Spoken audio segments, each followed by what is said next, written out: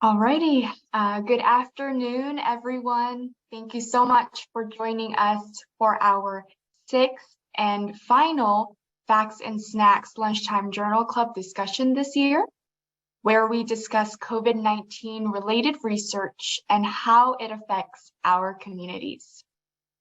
My name is Elisha Barrientos, your host and a community engagement specialist at the Research Centers in Minority Institutions, or RCMI, Community Engagement Core led by Dr. Carla Williams. Our group's primary goal is to ensure that RCMI-supported research addresses the needs and interests of the local community. To achieve this, we partner with local organizations to address health-related concerns, promote community participation in research, and partnership with researchers in study design and execution, and ensure research findings are shared with relevant communities.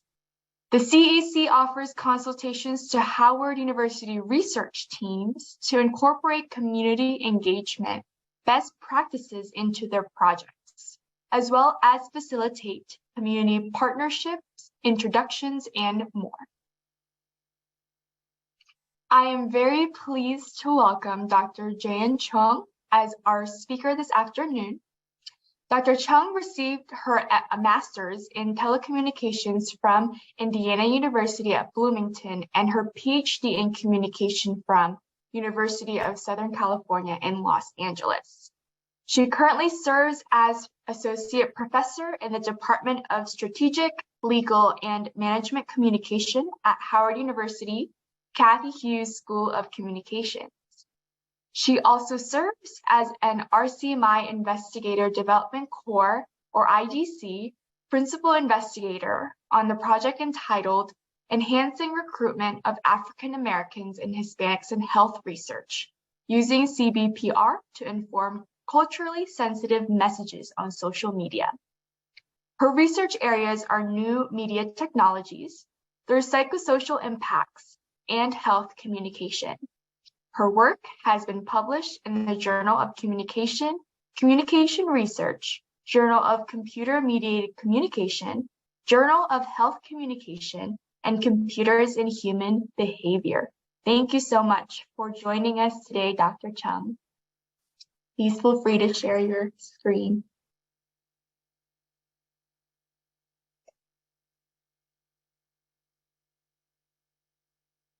So hi everyone, I'm very pleased to be here to share one of my research. As you just heard from the host, I'm Jae Eun. I am in the School of Communications at Howard University. The title of the research that I want to share with you today is the Teens' Social Media Engagement During the COVID-19 Pandemic, a time series examination of posting and emotion on Reddit. This particular study was already published in a journal, and it's available online. So if you're interested in the details, you can also go to the website, the International Journal of the Environmental Research and Public Health, and read the details. But today I'm just going to share the key findings from the research. The major motivations for us to conduct this research is because we were very interested in the impacts of the COVID-19 on teenagers. I think COVID-19 was a difficult time for everyone, including myself. But we were thinking that COVID-19 can be really difficult, tough for teenagers, because teenagers are the years where they are more vulnerable for the stress in the environment. And also, you know, with the pandemic, they were not able to go to school. They were not able to participate in the extracurricular activities, and just it was very difficult for the teenagers. One of our co-authors was actually a teenager at the time, the high schooler. So she gave a lot of insights as to, you know, how the teens felt about the COVID-19 at the time. We did this research in 2021. 2020 through 2021.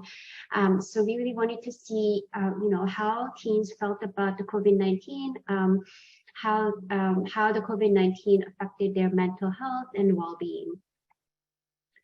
As many of you may know, especially with the parents of the teenagers would know that social media is just the integral part of the teenagers' life. So the reports have shown that almost half of the teens from 13 to 17 years old are online almost constantly, and nearly all of them use at least one type of social media. It's just they are inseparable. Teens, they use the social media and just a part of their social life.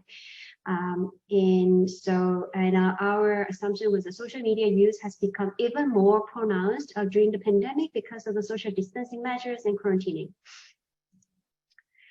One particular social media platform we used for our analysis is the Reddit, and I think some of you may heard about it or used it. But Reddit is it works similar to the discussion forum.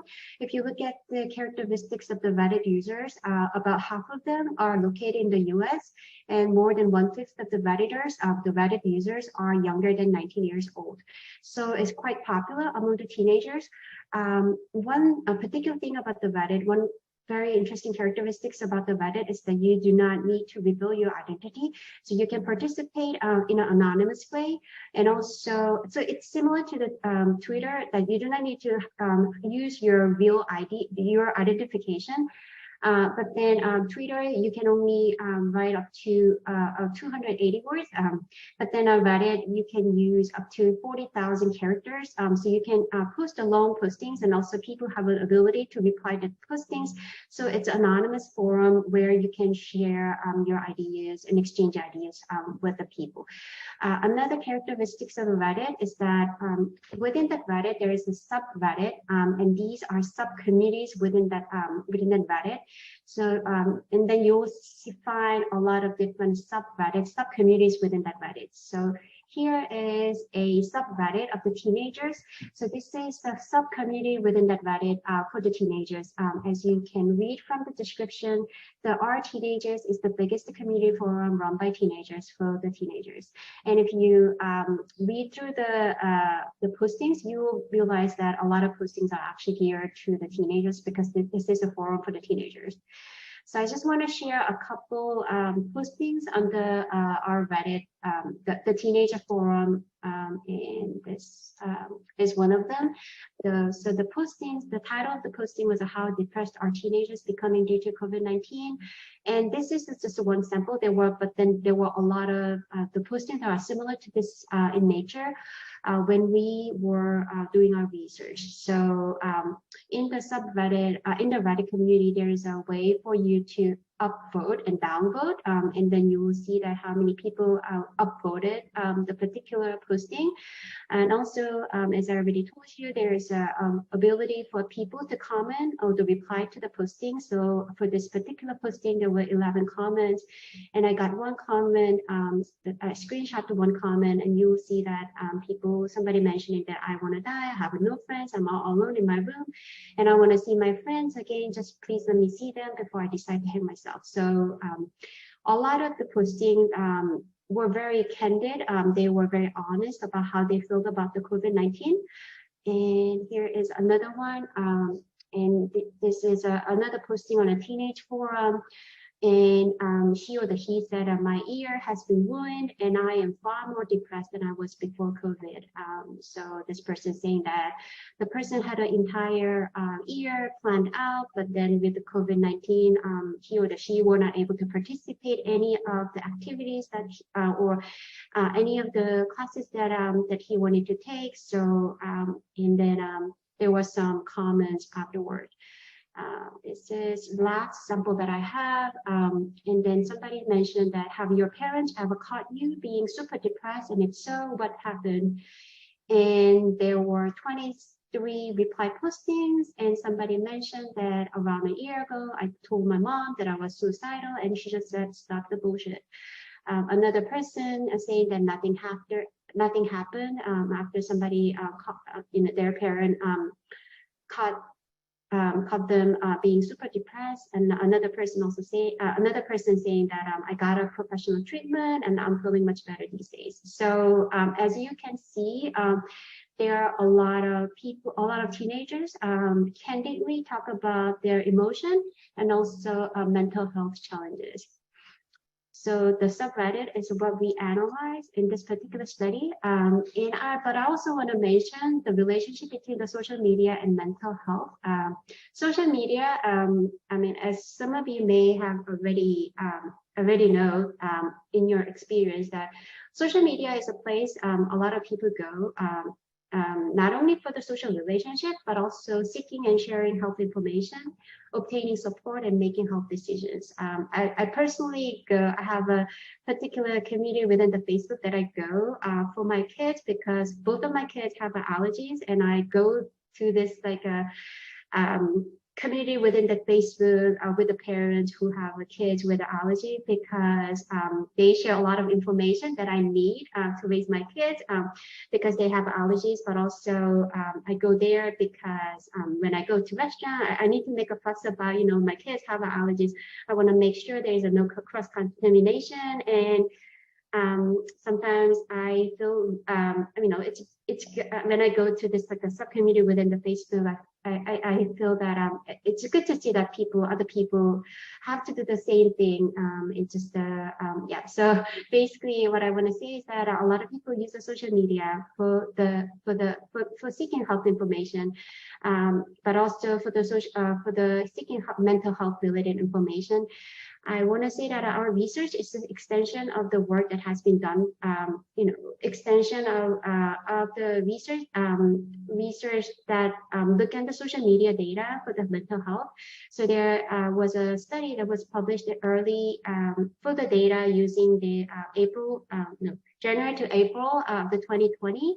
And this particular study looked at the subreddit that related to the anxiety forum. And they found that there has been an increase in the number of postings in this like a health anxiety forum, but also this particular research found that there is an increase in the number of the in negative sentiment expression in that particular forum. So they were correlating with the things that are happening with the COVID-19 and also how people felt about it. So we wanted to do, you know, extend on this line of research and using the subreddit data to see how teenagers felt about the COVID-19 and, you know, affect their well-being. We collected our data for 12 months from January to December 2020. And another thing what we did is comparing the difference between teens with and without mental health concerns.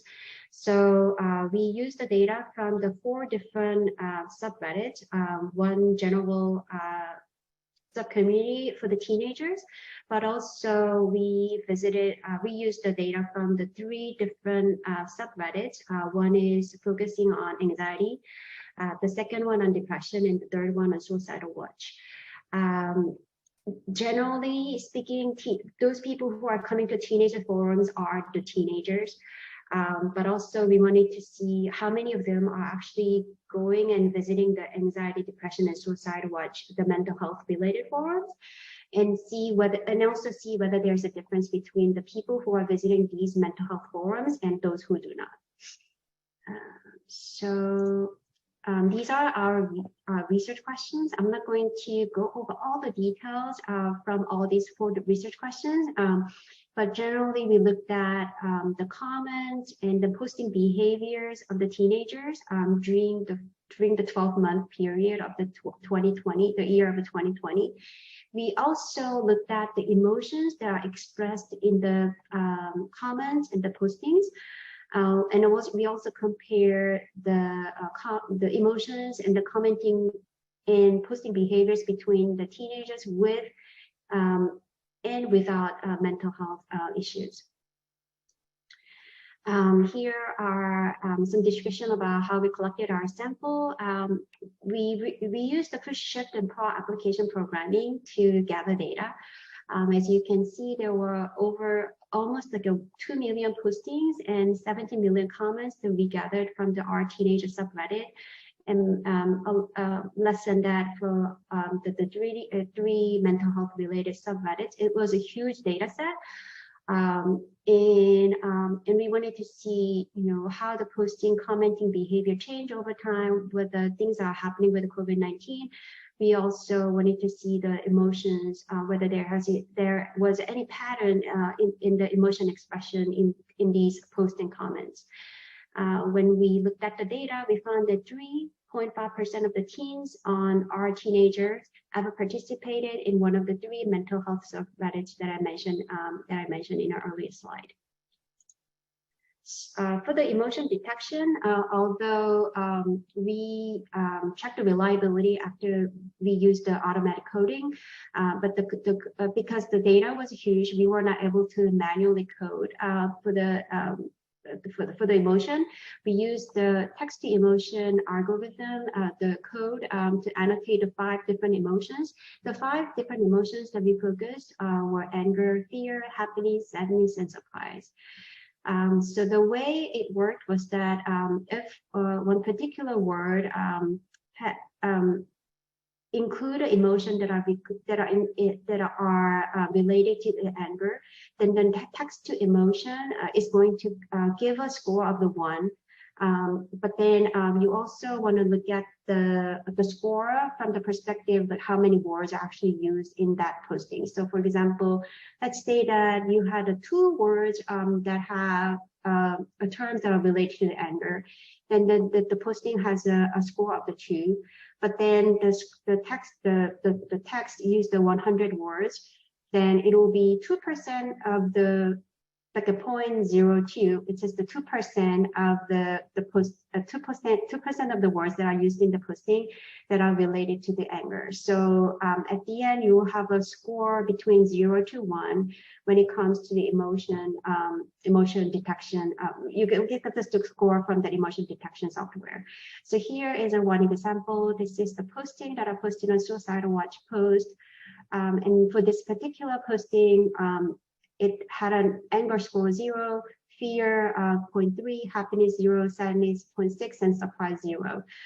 Meaning that 30% of the words used in this posting had included the emotion of the fear, and 60% of the words that are included in this posting had an emotion of the sadness. Yeah, I'm not going to read, but then although we use the automatic emotion coding, we also manually check a few of them, not few, then quite a number of it, just to make sure that the emotion coding is working in the way that we wanted. For the data analysis, we use the SAS for the statistical analysis, and then for the to see whether the pattern of the posting and commenting, and also pattern of the emotion work with what is happening with COVID-19. We use the interrupted time series analysis, ITSA. So here is one of the graphs that I want to share with you. This is the weekly total number of the active participants. So how many people participated in the teenager subreddit? And as you the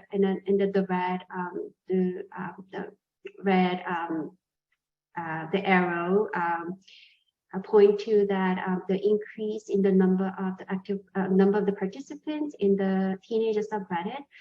And it fluctuated, the number of the active participants, it fluctuated along with the significant pandemic events. For example, the first uptick in the number of the people who are participating in the teenager subreddit, it was a time when the US declared a public health emergency.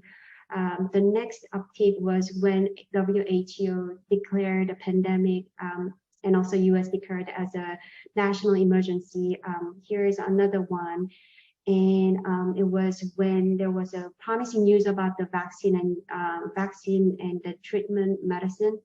And here's another one. And it was the time that there was a news about the treatment and also about the lockdown measures.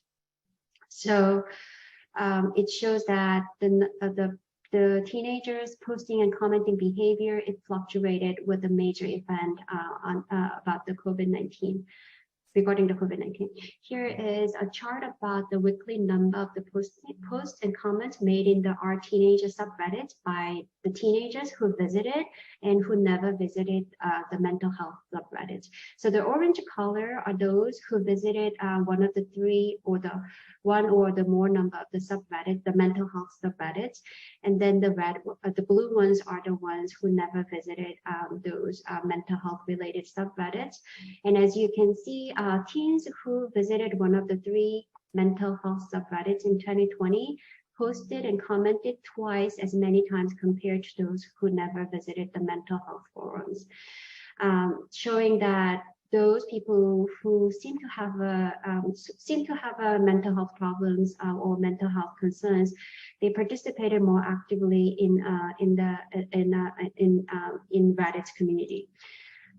It is quite contrary to the research saying that teens with internalizing problems are often show the withdrawal or avoidance behavior and also less likely to be active in the social interactions. Because our findings show that those teenagers who may have the mental health problems were actually more active on Reddit community. And our thinking was that social media is actually providing an important venue for these teenagers who may have a greater social interaction needs because of their mental health issues. Another thing that we noticed that as the teens with the mental health concerns may be more sensitive to the pandemic events, because if you look at the previous graph, you will see that there is a lot more fluctuations. It's just merely the number of the postings and comments, but you will see much more fluctuations for those who for the teens who visited mental health subreddits. And it's just the number of the postings, it fluctuated more with the COVID-19 related event. And it may show that the people with teenagers with mental health problems that are maybe more sensitive to the environmental stress. Here is a chart that is about the negative emotions. So I already told you there were 5 emotions that we detected, and among the 5, 3 were negative emotions. One was about the fear, one was about just to make sure that I have them. So among these 5 different emotions, anger, fear, and sadness were categorized into a negative emotion. And we calculate a score for the negative emotion. And as you can see, the orange line is always on top of the blue lines, and the orange lines are the scores of the negative emotions posted by those who ever visited the 3 mental health related subreddits, and that is in comparison to the blue lines, those who never visited the 3 mental health subreddits. So the difference was minor, but then the distinction between them was generally clear. So meaning that those who visited one of the 3 or the 1 or more of the mental health subreddits, you can see that they are more likely to express the negative emotions. Here is another negative emotion related graph. And in this one, we have a negative emotion related score for each of the subreddits that we analyze. So the blue line is that the negative emotions that are expressed in the Our Teenager subreddit. And then the orange one is for the depression community. The gray one is for the anxiety community. And then the yellow dotted lines are for the suicidal watch community. Overall, as you can see, there is a clear distinction between the just a general Our Teenager subreddit and then the three mental health related subreddits. So there's a gap there's a big difference between the 1 and the 3. So overall, participants' weekly negative emotion on the 3 mental health subreddits was substantially higher than that in the our teenager subreddit. And also the emotion scores for the teens and our teenager was generally much more stabilized over the 1 year period. But again, you will see much more fluctuations for those who participated in the mental health related three mental health related subreddits. So our conclusion from this chart was that teens with mental health concerns were more likely to express their negative emotions in a mental health community in which people share common concerns, but not in general community. So you will find a lot more negative emotions expressed in the mental health subreddit than in general teenager subreddit. So those are what I wanted to point out from the research that we conducted. Again, but as with any other study, our study is not without the limitations. One thing is that we didn't really look at the content closely, although we analyzed the emotion, but then we didn't looked at the content very closely. So a qualitative study might be something that can be done in the future. We only looked at the one social media platform, which is the Reddit.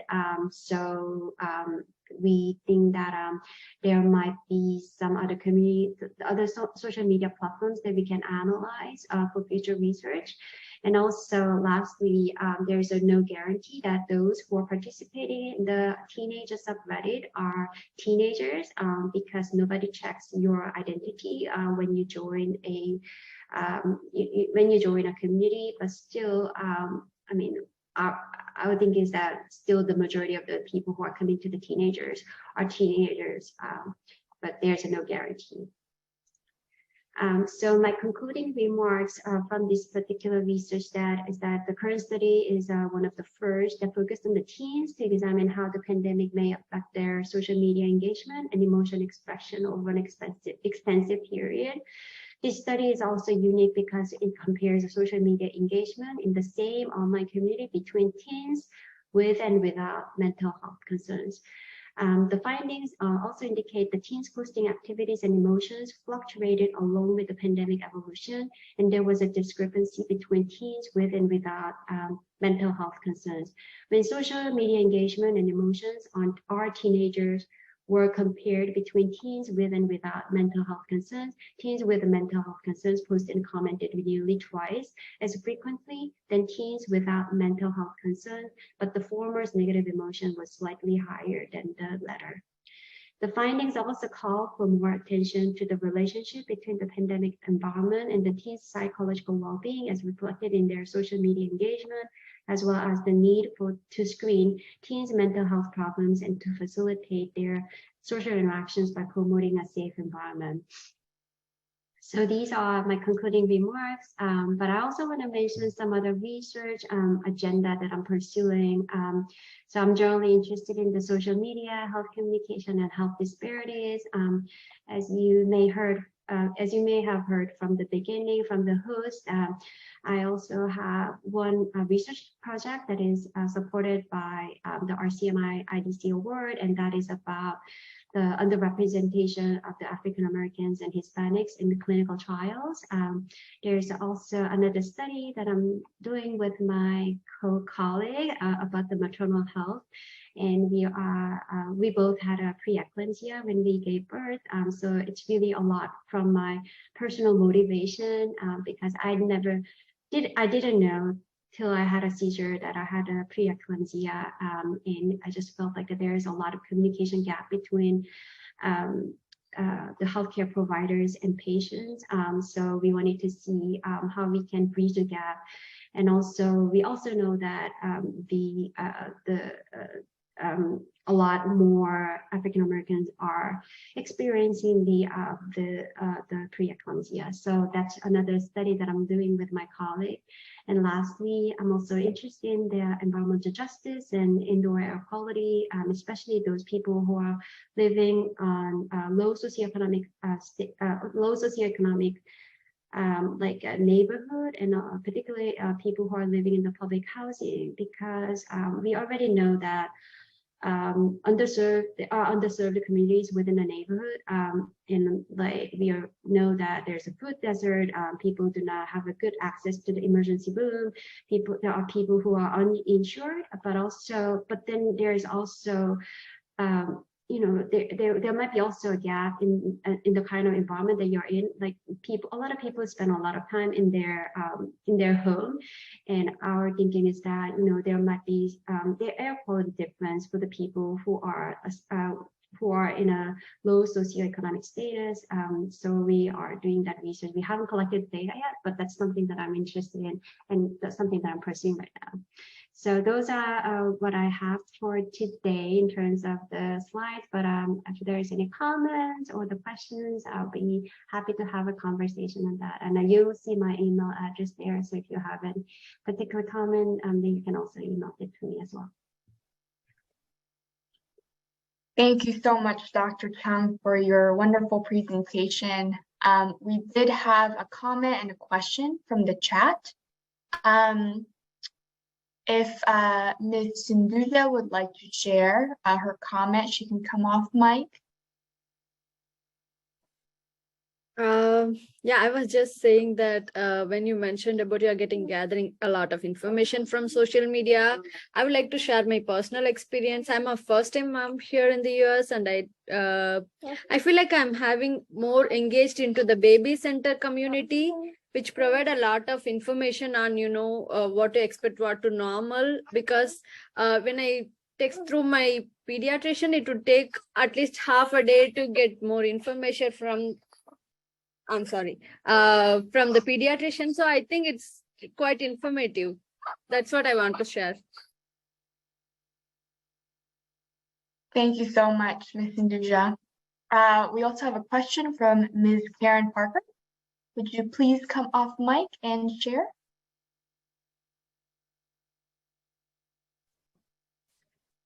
Hi, good afternoon. I think I'm having a couple of technical issues, but there was a previous slide that Dr. Chung, and thank you for that presentation, you had specified about social interaction.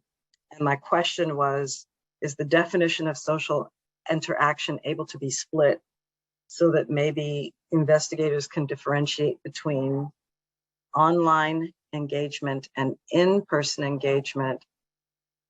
Because there's a possibility that there is withdrawal from in-person engagement, but still be active online. I think that's the valid comment. And unless we survey those people who are participating in these online forums, I do not think that there is a way to see whether they actually withdraw from the real life in-person engagement. But I think there is always a concern that these people, some of these kids just come to the online websites and then active on there, but then they do not engage in a real life like social interactions. So I do not have the answer to that question, but I think that's a valid comment. But I think we need to use a different methodology to answer that question. But my thinking is that if they still come and then can talk to someone in an online forum, I think that's a good thing. But we do not know the answer to the question that you asked. Thank you. Dr. Emily Kramer has a question. Hi, Jan. I loved your presentation. I was just wondering about the culture of Reddit. And forgive me if you mentioned this when you were describing Reddit, but it appears to me, or I get the sense that Reddit relies a bit more on anonymity within the community compared to other social media platforms. I was just wondering if you think that may be a contributing factor to the discrepancy between what we're seeing with regards to like the mental health forums, etc.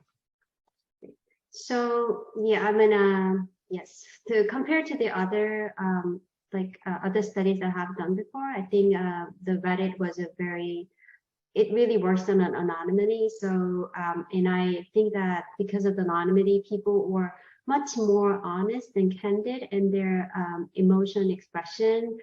And that was a part of the motivation why we picked the Reddit and not other social media platforms, because we really wanted to see how how teenagers felt about the COVID-19, and thought that this can be a good platform to use for our studies goals. Okay, can I just ask a follow-up question too? Are there opportunities in these spaces to engage teens? I mean, I'm sure all of us were alarmed by like the suicide watch thread. Like, how does that play out in these spaces? So when we were reading the postings, we realized that there are if there is a posting that is flagged for potential dangerous behavior or potential potential the behavior that needs attention, there there is a moderation that was moderation comments that followed. So I think Reddit has a algorithm, or they have a function to use. They are using it to make sure that they flag, but I do not know to what extent they actually take an action to stop. But one thing that I saw was people are very supportive. They are really trying to helping other people. So, that's my answer to your question. But I'm not so sure to what extent it really, takes an action to help the person in need. I think it'll be great that there is a way for the health practitioners or the social workers, people who can help, can actually intervene in these forums and help people who need help.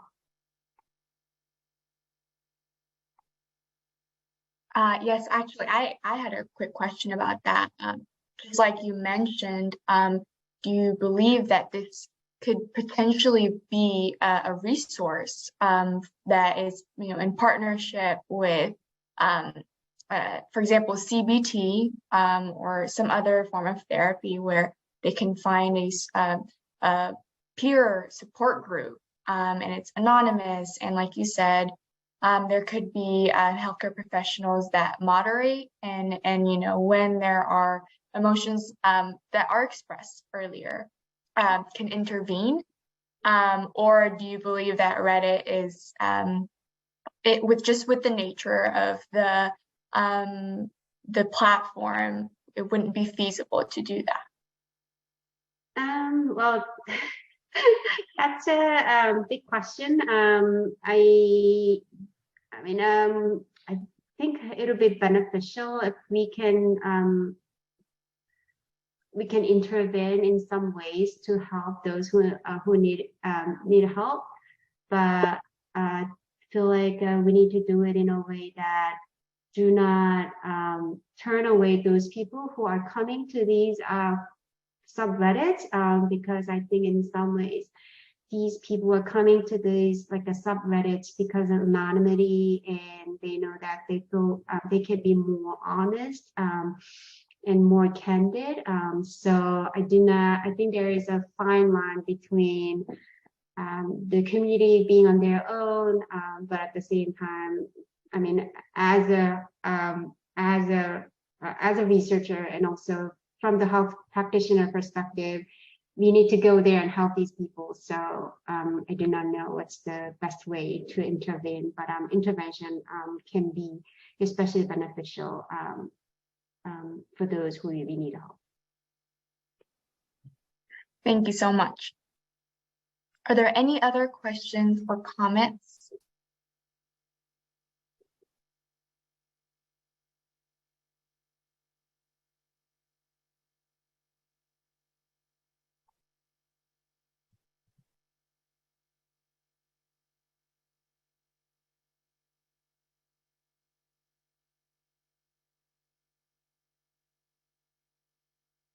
Also, Dr. Chung, if you have any additional comments, please let us know. No, I do not have any additional comments, but if you have any comments, feel free to email me. Then I'll be happy to answer chat or the answer if that's a question via email as well.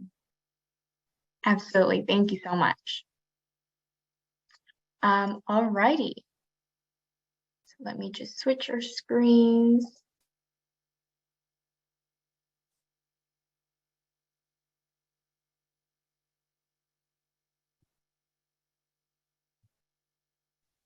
Thank you very much, Dr. Chung, for your excellent research presentation and also for taking the time to share with us your research and for answering all the questions and comments.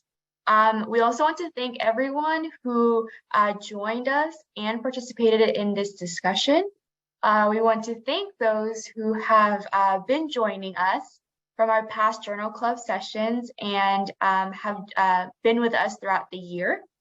We appreciate your enthusiastic participation and contribution. Please feel free to email us as well at rcmi-cec@howard.edu, which is up there on the screen. If you have any questions about today's presentation, and I can also forward it to Dr. Chung. Or if you would like to learn more about how we at RCMI-CEC can support your research projects. Once again, we thank you all for joining us and have a great day and happy holidays.